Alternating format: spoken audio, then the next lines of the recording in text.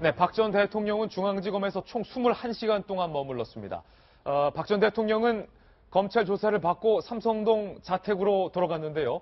웃는 얼굴로 지지자들에게 손인사까지 했습니다. 저희가 준비한 첫 번째 돌직구 신문부터 공개합니다. 밝은 표정으로 아침에 귀가를 했습니다. 변호인단은 검찰의 태도에 대해서 칭찬했습니다. 진실이 드러나기 시작한다. 검찰 태도에서 한 줄기 희망을 봤다. 박 전 대통령의 변호인단은 이례적으로 검찰을 칭찬까지 했습니다. 일단 삼성동 자택 앞에 나가 있는 우리 취재기자 신아람 기자를 한번 연결을 해보겠습니다. 박 전 대통령 표정은 밝았고 친박 의원 2명이 인사를 나왔고 지지자들을 상대로 박 전 대통령이 웃으면서 인사까지 했다고요? 네, 검찰 소환 조사를 마친 박근혜 전 대통령이 이곳 삼성동 자택에 도착한 건 오늘 아침 7시 6분쯤입니다. 어제 오전 자택에서 떠난 지 22시간 만입니다. 박 전 대통령의 검찰 조사 자체는 어젯밤 11시 40분에 마무리됐지만 오늘 새벽 6시 54분이 돼서야 청사를 나왔습니다. 변호인인 유영하 변호사는 피의자 조서를 꼼꼼히 검토하느라 시간이 오래 걸렸다고 설명했습니다. 조서를 살펴보는데 보통 2-3시간이 걸린다는 점을 고려해도 꽤 긴 시간이 걸린 겁니다. 박 전 대통령이 탑승한 에쿠스 차량은 어제 지나갔던 테헤란로가 아닌 올림픽대로를 이용했는데요. 검찰에서 자택까지 오는 데는 10분 정도 걸렸습니다. 자택 골목에 모여있던 지지자 100여 명은 박 전 대통령이 탄 차량이 도착하자 태극기를 흔들며 환호했는데요. 차량 뒷좌석 오른쪽에 앉아있던 박 전 대통령이 지지자들에게 천천히 손을 흔드는 모습도 포착됐습니다. 박 전 대통령은 차량에서 내려 자택 앞에서 기다리던 친박계 최경환, 윤상현 자유한국당 의원과 가볍게 인사하고 서청원 의원의 부인인 이선화 씨와 악수했습니다. 또 두 손을 모은 채 취재진을 향해 한 번 고개 숙여 인사한 뒤 자택으로 들어갔는데요. 차량을 바로 타고 떠났던 어제와는 다른 모습이었습니다. 다만 검찰청사와 자택 앞에서 취재진의 질문에는 모두 답하지 않았습니다. 현재 지지자 106명을 제외하고는 다 자리를 떠났고 올림머리 미용사는 오늘 방문하지 않고 있습니다. 지금까지 삼성동 자택 앞에서 전해드렸습니다. 네, 신아람 기자 고생했습니다. 검찰의 박 전 대통령 조사는 사실 14시간밖에 걸리지 않았습니다. 어젯밤 11시 20분에 박 전 대통령의 조사는 모두 끝이 났지만 대통령 측에서 검찰의 조서를 열람하고 검토하는데 7시간 가까이 걸렸다는 것이 특이점입니다. 그래서 오늘 새벽에 박 전 대통령은 귀가를 한 것인데요. 박 전 대통령 측에서 검찰의 조서를 열람한 이후에 퇴청하고 있는 모습 저희가 오늘 새벽에 취재를 했습니다. 박 전 대통령이 21시간 동안 검찰청사에서 조사를 받고 쉬는 등 머무르고 난 이후에 어제 타고 왔던 에쿠스 승용차를 타고 돌아가는 모습입니다. 유영하 변호사가 꾸벅 고개 숙여 인사하는 모습인데 검찰청사에 들어갈 때보다 표정이 밝아요. 한층 밝아요. 검찰 조서를 열람하고 난 후에 뭔가 대통령 측과 변호사들이 표정이 밝다라는 것은 과연 어떤 것을 의미하는 걸지 상당히 궁금해지는 대목입니다. 그리고 박 전 대통령이 이 에쿠스 차량을 타고 삼성동 자택에 도착을 했는데요. 상당히 흥미로운 건 박 전 대통령이 지지자들을 향해서 환하게 웃으면서 일일이 인사를 하고 또 고개 숙여서 꾸벅 손인사까지 화답을 했다는 겁니다. 윤상현 의원 표정 얼굴 보이고요. 최경환 의원 얼굴 보이고요. 서청원 의원의 부인도 박 전 대통령을 나란히 맞이했습니다. 박 전 대통령은 이렇게 웃으면서 지지자들을 향해서 고개 인사를 하는 여유 있는 모습까지 보였습니다. 윤상현 의원과 최경환 의원, 박 전 대통령이 자택에 드러난 이후에 뭔가를 논의하면서 자택 앞에 머무르다가 다시 돌아갔다라고 합니다. 그럼 박 전 대통령 측에서 검찰 조서를 열람하고 검토하는데 왜 이렇게 오랜 시간이 걸렸을까? 검찰 관계자를 취재해봤습니다. 이렇게 말을 했는데요. 새벽 2시 30분쯤 조서 검토가 거의 완료됐다는 얘기가 있었지만 박 전 대통령 본인이 한 차례 더 검토를 원해서 귀가가 늦어졌다. 굉장히 꼼꼼히 검찰 조서 내용을 변호사와 한 번, 또 박 전 대통령이 더블 체크를 하느라 이렇게 시간이 늦어졌다는 거예요. 오늘 헌명 논설위원 모셨는데요. 박 전 대통령의 표정이 검찰청사 들어갈 때랑 나올 때랑 확연히 달라요. 어떤 걸 느끼셨습니까? 글쎄요, 저는 솔직히 네. 다른 점을 잘 못 느끼겠는데요. 예. 그러니까 탄핵 당한 날도 굉장히 이제 청와대 나와가지고 자택으로 갈 때도 사실 지지자들한테는 뭐 약간 눈물의 글썽이는 차 안의 모습이 잡히긴 했지만 뭐 밝은 표정이었고 뭐 오히려 그 수사 받고 나오는 모습이 좀 뭐 편안하다는 느낌은 좀 드는데 편안하다는 느낌. 밝은 느낌은 뭐 개인적인 생각입니다. 예. 예. 어떻든 뭐 저렇게 전직 대통령이 검찰청사에 출두하고 저런 모습 정말 다시는 없었으면 좋겠다는 생각뿐입니다. 역사의 비극이 되풀이돼서는 안 된다. 윤태곤 실장은 어떻게 보셨습니까? 그러니까 청사에서 나올 때는 저도 조금 뭐 밝다기보다는 홀가분한 홀가분하다. 어찌됐든 간에 이게 어. 조사를 마쳤기 때문에 뭐 사람들도 당연하게 홀가분한 느낌이 있겠죠. 근데 이제 자택 앞에서는 좀 밝은 모습이었던 것 같아요. 제가 역대 대통령 검찰 조사 받은 분들 세 분이 나올 때 모습하고 비교해봐도 조금 다른 것 같아요. 노무현, 노태우, 박근혜 이렇게 세 분을요. 그렇죠. 예, 그때도 이제 그분들도 나올 때도 어찌됐건 좀 송구스럽다 이런 식의 이제 뭐 분위기였는데 여기는 되게 밝고 또 나와 있는 뭐 마중 나와 있는 분들도 밝고 그리고 이제 뭐 뒤에 이야기 나오겠지만은 변호인단도 뭐 검찰에 대해 가지고 되게 이제 뭐 감사하다 고맙다 잘했다 이런 식의 걸 했는데 글쎄요 이게 뭐 잘 모르겠습니다만은 저는 조금 표정 관리를 했었으면 좋지 않았을까 싶어요. 조금 더 이제 진중한 모습이었으면 좋았을 건데 이런 게 어떻게 보면은 물론 검찰은 이제 법대로 판단해야 될 겁니다만은 검찰에 대한 거꾸로 역압박이 될 수도 있을 겁니다. 네. 지금 정치권에서도 나오는 소리가 이제 그런 소리들이거든요. 지금 대통령이 너무 밝으니까 이거 조금 이상한 거 아닌가. 라는 이야기, 그리고 여론에도 영향을 미칠 수 있습니다. 예, 박성규 전 대변인. 표정을 좀 나눠보면 네. 검찰청사에 들어갈 때와 검찰청사에 나올 때는 허무영 논설위원의 지적대로 표정의 변화는 별로 없었던 것 같아요. 네. 자택 앞에서야 지지자들이 있으니까 표정이 밝았는데. 뭐 그럴 수 있지 않을까요? 그럴 수 있다. 예. 우선은 나올 때 홀가분한 거 맞고요. 그리고 자택에 도착했는데 아직도 여전히 열렬하게 본인을 환영하고 힘을 주고 있는 사람들이 모여 있어요. 그분들 앞에서 밝아야죠. 조사받았다고 인상 쓰고 있고 그것 때문에 침울한 표정 저는 아니라고 생각하고 예. 이런 거 있잖아요. 본인의 마음과 달리 바깥으로 표현해야 되는 또 상대방들을 배려하는 것들이 있어요. 지난번에 삼성동 자택에 들어왔을 때도 지지자들 앞에서는 웃고 들어갔지만 들어가서 펑펑 울었다는 거 아니에요. 예. 그래서 뭐 화장이 다 지워질 정도로. 그래서 저기에 대해 큰 의미를 부여할 건 없을 것 같고요. 제가 볼 때는 두 가지는 의미가 있을 것 같아요. 우선은 검찰에 들어가서 본인이 하고 싶은 얘기를 다 했다. 하고 싶은 얘기 다 했다. 예, 예. 그리고 하고 싶은 얘기를 다 하는데 특검에서의 어떤 이런 신경전과 달리 하고 있는 말에 대해서 제지를 당하지 않았다. 예. 하는 그런 부분이 하나 있을 것 같고 그건 또 이제 이런 측면이 있을 수 있어요. 대통령을 부르기 전에 조사가 거의 다 된 거 아니에요? 증거 자료도 다 돼 있는 입장이기 때문에 어제 전 대통령을 부른 것은 이런 부분에 대해서 당신이 입장이 뭐냐라고 물은 걸 겁니다. 그러니까 사실관계를 다투기보다는 본인의 입장을 확인하는 쪽으로 갔기 때문에 조금 더 홀가분하게 진술할 수 있었다는 생각이고 이 부분에 대한 아쉬움 하나가 있어요. 꼭 좀 짚고 싶은 게 변호인들의 입이 너무 좀 가벼워요. 어제도 검찰 수사 끝나고 검찰에서 이제 진실이 드러나기 시작할 거다. 검찰 조사에 경의를 표한다. 이례적으로 칭찬했어요. 저거 아니죠. 예. 얘기하면은 안 되고 모두가 오해받을 수 있고 그 전날도 그랬잖아요. 대통령이 메시지가 있다. 메시지를 발표할 거다.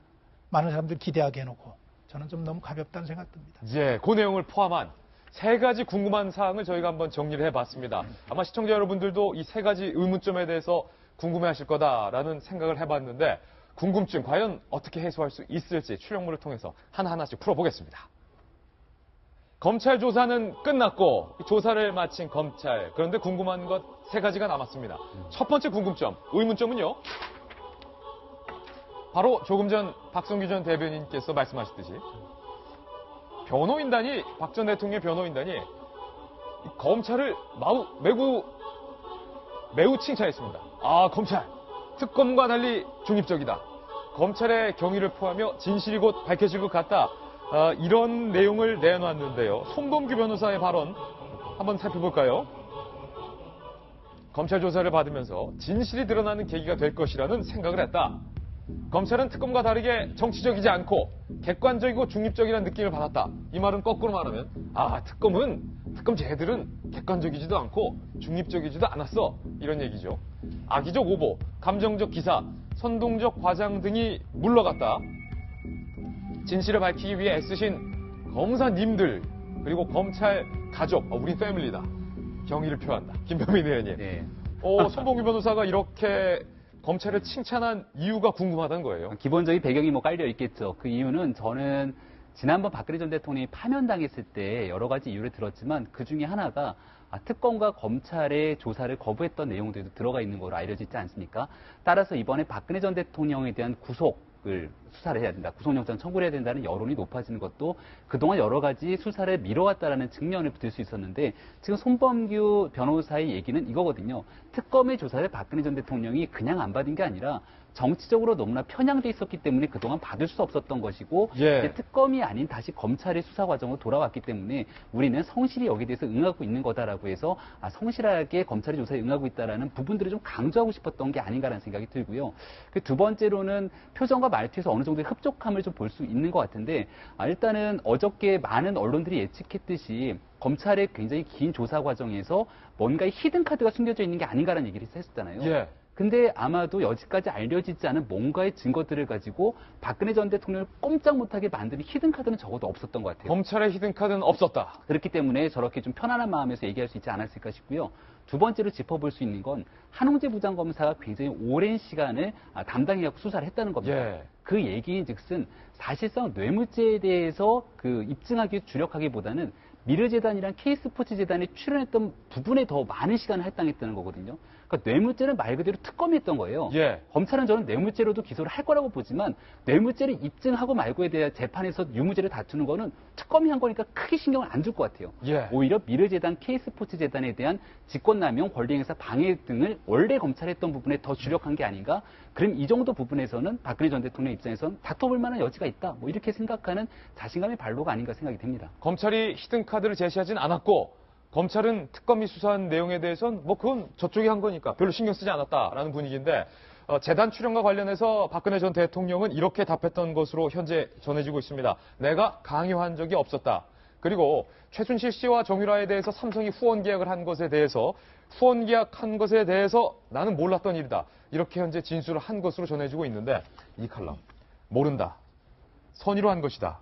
재단 출연을 지시한 적 없다. 대통령의 주요 쟁점에 대한 답변입니다. 그렇죠. 사익 추구한 적 없었고 내가 직접 돈 받은 건 없고 다만 그냥 국정 운영을 위해서 혹은 통치행위로서 그냥 스포츠나 문화사업 이런 거 좀 독려하는 게 무슨 대통령으로서 큰 잘못이냐 이런 기조를 계속 유지를 해왔었고 어제도 사실은 그 기본 스탠스에서 전혀 변함이 없었을 거라고 이제 예측을 하고 있습니다. 그런데 저는 이 손병규 변호사가 이런 얘기를 했잖아요. 진실이 모습을 드러내기 시작하는 것을 보았다. 이게 참 여러 가지 이게 되게 흥미로운 지점이었는데. 그 발언은 사실 박 전 대통령이 앞서 진실은 밝혀질 것이다. 네. 이 탄이에요. 그러니까 두 가지를 추측해볼 수 있는데 하나는 일단 검찰 조사 이제 마치고 생각보다 고압적이거나 생각보다 강압적이거나 이런 태도를 보이지 않았다라는 한 어떤 태도의 측면과 두 번째는 새로운 사실을 끄집어냄으로써 대통령을 압박하지 않았을 것이라는 어떤 그런 추측이 가능한 그런 대목 워딩들이 아닌가라는 생각이 드는데요. 기본적으로 저는 나중에 그 검찰 측에서 약간의 반전 카드를 제시하지 않을까. 왜냐면은 앞에 피의자를 놓고 이제 질의응답 그동안 이제 짜여놓은 여러 가지 사전 조사나 퍼즐들이 있지 않습니까? 예. 근데 그 상황에서 이제 검찰이 물어보는 거는 그냥 그 선에서 어떻게 대답을 하는지 정도고 앞으로 실제 재판에 가서는 박 대통령 측에서 전혀 예상하지 못했던 어떤 카드를 꺼내들 수 있는 그런 가능성이 있는데 어쨌든 어제는 거기까지 가지 않았던 그런 분위기를 이 한마디에서 좀 감지할 수 있다라는 생각이 들고요. 어쨌든 우리가 어제 얘기한 건 이거잖아요. 안종범 전 수석의 수첩과 정호성의 녹음 파일, 그리고 장시호 씨의 대포폰이나 혹은 진술들, 이런 것이 결정타가 될 수 있을 거라고 생각을 했었는데, 모르겠습니다. 저 워딩이 굉장히 헷갈리게 하는 워딩이 아닌가라는 생각이 듭니다. 네. 손범규 변호사의 발언이 네, 그렇습니다. 진실은 드러나기 시작했다. 허무영 위원께서는 이 부분은 어떻게 보셨나요? 저는 변호인단 발언 말 그대로 존중하고 싶습니다. 예. 그리고 조금 어떤 면에서는 다행스러운 게 조사가 잘 됐네, 안 됐네, 논란의 소지가 좀 있을 텐데 변호인단이 저렇게 받아들였다면 그 조사 자체에 대한 공정성은 좀 담보가 되는 거 아니냐라는 생각이 들고요. 저 대통령의 그 검찰 출두와 조사 과정 또 아침에 귀가하는 모습을 보면서 참 착잡하고 씁쓸한 마음을 가진 국민들은 저뿐만이 아니겠습니다만은 이 대목에서 정말 박 전 대통령에 대해서 정말 좀 어리석은 분이었다라는 아, 지금 생각이 한숨이 정말 3번 나왔어요, 방금도. 네, 정말 듭니다. 아니, 예. 지금 와가지고 내가 아무 잘못이 없다, 뭐 아무리 검사님 저는 잘못이 없습니다라고 한들 무슨 한들. 소용이 있겠습니까? 이 나라가 정말 8년 만에 전직 대통령이 저렇게 포토라인에 쓴 것도 참 국민으로 한 사람도 자괴감이 들지만 그동안 저렇게 아무런 잘못이 없으셨다면 검찰 수사 착수될 때부터 6개월 전에 미리 적극적으로 나가서 해명을 하시고 나는 잘못이 없다 밝혔으면 지난 6개월 동안 나라 꼴이 이 지경이 됐겠습니까? 이 분열과 지금 대통령은 아마도 그 탄핵이 기각될 거라고 생각하는 예단을 하셨던 것 같아요. 예. 뭐 신동아 오늘 이번호도 따르면은 기각을 예상하고 8월에 뭐 하야 검토했다는 말까지 나오는데 어찌됐든 좀 판단에 상당한 착오를 하지 않았나. 판단 미스가 있었다, 일단. 끝까지 대통령 당신의 어떤 명예에 대한 너무 집착을 한 나머지 저 소명 기회가 너무도 많았음에도 불구하고 지금 뭐 전쟁에 피한 장수가 이제 와가지고 열심히 싸웠다 이래봐야 무슨 소용이 있겠어요. 그리고 6개월 동안 정말 뭐 부모 형제 간에 싸우고 뭐 친구끼리도 싸우고 완전 나라가 분열이 됐는데 이런 부분에서 참으로 안타깝다는 말씀을 미리 전제하고 다만 그 이미 피의자 신분이기 때문에 저는 피의자 인권보호적 측면에서 무슨 뭐 검찰 출두할 때 메시지가 뭐 반성이 없었다 뭐 조서에 너무 시간 검토하는데 밤새 왜 이렇게 오랜 시간을 이거는 굉장히 감정적인 논평이라고 생각을 합니다. 이 피의자 인권 측면에서 더군다나 대통령 입장에서는 탄핵까지 된 마당에 얼마나 작고 하나하나가 중요하겠어요. 그러니까 거기에 대해서 얼마나 많은 시간을 들였냐 이런 거는 사실 당연히 피의자 인권 차원에서 존중해야 되는 부분이고 예. 그러니까 그런 부분에서의 저는 그 경중을 좀 따져야 된다. 그리고 마지막으로 필요하다. 차분하고 예. 우리 스스로도 감정에 격양됐던 거를 좀 자제할 필요가 있고요. 마지막으로는 정말 뭐 검찰이 저는 법리적으로 따질 거라고 저는 믿습니다만은 정말 뭐 저 개인적으로는 저는 불구속 수사를 하는 게 좋겠다. 예. 모든 어떤 지금 아까 우리도 얘기했지만은 지금 수사는 사실 어떤 확인 차원이거든요. 이런 것들이 있는데 대통령은 어떻게 생각하느냐. 추가 사실이 새로 나오기는 왜냐하면 그동안 6개월 동안 특검이나 헌재에서 충분히 밝혀진 것들이 있기 때문에 대통령에게 확인 차원의 수사가 지금 진행되고 있고 이런 과정에서 증거인멸의 뭐 우려도 없고 도주 우려도 없기 때문에 당연히 저는 뭐 불구속이 맞다고도 보고 영장칠 사유가 없다.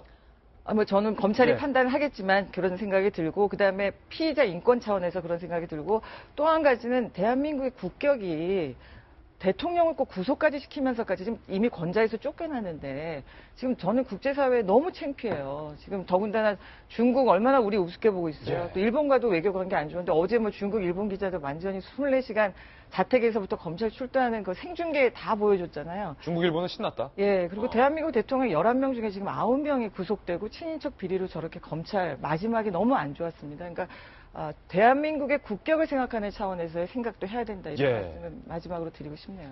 저는 이제 피의자의 인권 존중 100% 동의를 하는데요. 그렇기 때문에 저는 이제 박 전 대통령에 대해서 피의자의 한 사람으로서 보는 게 중요하다고 생각을 해요. 근데 이제 뭐 메시지라든지 꼼꼼하게 검토한 거 이런 거에 대해 가지고는 누가 뭐라 할 수 있겠습니까? 아무도 뭐라고 할 수 없죠. 근데 선봉규 변호사라든지 이분들이 검찰에 대해서 입장이 이상하다는 생각이 들어요. 예. 이 검찰이 갑자기 피어나온 검찰이 아닙니다. 특검이 하기 전에 수사를 했던 특수본 검사들이에요. 그때는 그렇게 뭐가 뭐 편향적이고 뭐 어쩌고 해가지고 이제 못 나간다라고 했다가 특수본 그리고- 일기에 대해서는 그랬다가 그렇죠. 아니, 사람도 똑같은 사람이니까요. 그리고 이제 손범규 변호사 같은 경우하고 박 전 대통령은 특검의 수사도 받아본 적이 없어요. 이분들은 언론 보도만 보고 되게 공격을 했다가 어제 이걸 받고 너무 이렇게 뒤집힌 게 아닌가. 이런 면이 있을 겁니다. 검찰이요. 흔히 이제 좀 굿캅, 배드캅 이런 역할극 비슷한 게 있어요. 좋은 경찰 역할을 하는 사람이 있고 그렇죠. 나쁜 검찰 역할을 하는 예. 사람이 있다. 이제 검사들 이야기는 통상적으로 배드캅 역할을 하는 사람들은 훈계를 하고 불기소를 할 때 오히려 배드캅들이 많이 나타난다고 그러는 거예요. 아, 그래요? 막 이렇게 강하게 압박을 하다가 그래, 근데 당신 나가가지고 뭐 죄짓지 말고 똑바로 살아. 뭐 대통령한테 그런다는 건 예. 아니고. 근데 오히려 이제 국합 같은 경우에는 어차피 기소하고 뭐 구속하고 할 거니까 이 사람을 압박할 필요가 없다. 물론 뭐 박 전 대통령의 변호인들이 그런 이제 얄팍한 부분에 대해 가지고 혹할까 싶습니다만은 이게 좀 단정적으로 볼 사안은 아니다. 그러니까 그리고 통상적으로 검사가 그렇군요. 그러시군요. 예, 어차피 알겠습니다. 이분은 이렇게 될 거기 이러면 때문에 구속이라고요. 예, 예. 강하게 할 필요가 없다는 거죠. 어. 그러니까 근데 이제 이런 식으로 너무 검찰 띄워주는 것처럼 하는 게 검찰이 좀 움직일 수 있는 폭을 제한시키는 것만은 분명할 겁니다. 예, 점점 궁금증이 더 증폭되는데 두 번째 의문점으로 한번 넘어가 보겠습니다. 함께 보시죠. 이 영상 녹화를 두고도 지금 잡음이 나오고 있습니다. 뭐 그럴 수도 있다라는 의견도 있고요. 또 일각에서는 굳이 검찰이 먼저 영상 녹화 여부를 물은 것은 일종의 오보가 아니냐. 이런 문제 제기도 있습니다. 일단 이것과 관련돼서 손범규 변호사와 저희가 전화 통화를 한번 해봤는데요. 뭐라고 답했는지 들어보시죠. 뭐 진술을 거부할 수도 있는 권한이 있거든요, 국민에게는. 녹음을 한다, 녹화를 한다 했을 때 아무 말도 안 할 수 있는 권한도 있는데 의견을 물으면 얘기할 수 있죠. 우리가 진술 거부권도 있는데 의견 제시를 했죠. 지금 박 전 대통령의 대리인단 측의 손범규 변호사도 아니 우리가 묻는데 왜 답할 수 있는 거 아니냐. 검찰 쪽에서 영상 녹화 여부 물어봐서 영상 녹화 안 했으면 좋겠다라고 답했을 뿐이다. 이거예요. 예, 저 문제를 놓고 지금 과잉 의존한 것 아니냐 얘기하는데 제가 보기엔 과잉 의존 아닙니다. 왜냐하면요, 정치인들 또는 뭐 대학 교수를 포함해서 조사할 때 묻는 일종의 관행입니다. 예. 조사자들이 먼저 묻습니다. 뭐 좀 민망하긴 하지만은 저도 조사를 받아본 경험이 있는데. 박 대변인도 조사 받으셨어요? 저도 저런 얘기를 들었습니다. 어떻게 평생 하시겠습니까? 조사랑은 상관없을 것 같으신 분인데. 글쎄 말이에요. 예. 그래서 저기에는 의미 부여할 필요는 없고요. 영상 녹화를 하는 이유는 단 하나 이유거든요. 왜냐하면은 지금 얘기한 것들이 나중에 법정에 가서 뒤집힐 우려가 있느냐 없느냐 그때를 대비한 일종의 보호 장치인데요. 거기에 대해서 그 걱정을 하지 않고 서로 간에 신뢰가 있다 그러면 그럴 이유가 없는 거예요. 예. 그런데 영상 녹화를 한다 그러면 어떤 문제가 있냐면은 얘기하는 사람들이 영상에 신경 쓰다 보면은 진솔한 얘기 또 신경 쓰다 보면 정말로 해야 할 얘기를 못하는 경우들이 있어요. 그러니까 조사 담당자들의 입장에서는 이 부분의 효율성을 좀 따질 수밖에 없어요. 영상 녹화를 해서 조금 좀 미진하더라도 그걸 듣고 가는 게 나은 건지 아니면은 영상을 프리하게 그냥 배제해놓고 좀 더 솔직한 가운데 얘기를 듣는 것이 좋은 건지 그런 과정에서 기법의 하나이기 때문에 이걸 가지고 논란이 있다 없다 하는 것은 제 경험칙상은 큰 의미는 없고요. 저는 오히려 다른 데 좀 의미가 있다고 봐요. 어저께 대통령이 조사에 응할 때까지 많은 분들은 조사도 안 나갈 것이다 하는 얘기를 하는 분들이 있었어요. 예. 그죠? 그리고 나가더라도 굉장히 성실하게 하지 않고 굉장히 무기권 행사한다든지 검찰을 굉장히 곤혹스럽게 할 것이다. 이런 부분들에 대한 예상이 있었어요. 근데 예상을 깨고 나갔고 성실하게 답변을 했단 말이죠. 이 얘기를 저는 뭐라고 보냐면은 대통령이 사저로 물러났을 때 많은 사람들이 진실 끝까지 밝힌다고 하면서 사저 정치를 통해 가지고 정치적인 재기를 도모할 것이다. 그 중심에 이른바 대통령을 마지막까지 호위무사를 자처하고는 진박들이 같이 할 것이다. 이런 예상들을 했었는데 그래서 뭐 삼성동 친박 3박 그렇죠. 얘기도 나왔어요. 예, 그랬는데 어저께 나타난 두 가지 현상으로 볼 땐 적어도 그런 의사는 없는 것으로 봐도 되는 것 아니냐. 예. 그리고 대통령이 물러난 자연인으로서 지금 모든 과정을 따라가는 이제까지는 판단도 미스가 있었고 아까 홍명민 의원 얘기한 대로 여러 가지 참 답답한 과정들이 있었지만 그래도 지금 상태에서는 정해진 과정 속에서 절차를 따라가겠다고 하는 그 법치주의를 존중하겠다는 의사를 보인 것 아니냐 하는 그런 생각을 합니다. 이 칼럼은 어떻게 보셨나요? 저는 지나치게 예우를 했다라고 생각을 합니다. 검찰이? 네, 법과 원칙을 얘기하면서 법과 원칙을 대상에 따라서 선별적으로 적용한 거죠. 대표적인 예죠. 저는 그 노무현 대통령 조사 때와 이번에 박근혜 전 대통령 조사 때가 과연 같았을까 여러 가지 분위기나 대우나 예우. 그 당시도 예우를 얘기했고 지금도 예우를 얘기하지만 그 내용을 들여다보면 좀 많이 다르다는 느낌을 받았었거든요. 노무현 전 대통령 때 어땠습니까?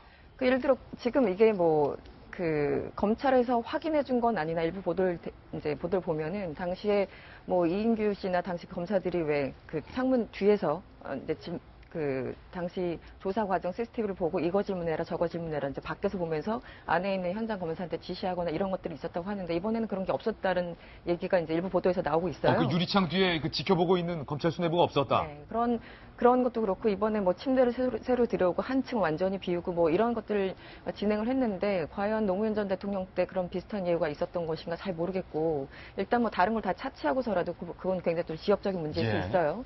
근데 어쨌든 형사소송법의 피해자는 영상 녹화를 할 수 있다고 돼 있습니다. 그런데 왜 법에 나와 있는 걸 그대로 안 하는 거죠? 그리고 오히려 손명규 변호사도 얘기를 하잖아요. 우리가 거부한 적 없다. 검찰에서 먼저 물어봤다. 이거 해도 되느냐. 그래서 우리는 그냥 부동의만 했을 뿐이다라면서 검찰이 먼저 물어봤고 우리는 거기에 그냥 우리의 입장을 전달한 것이다. 그러니까 이건 선후관계가 다른 거죠.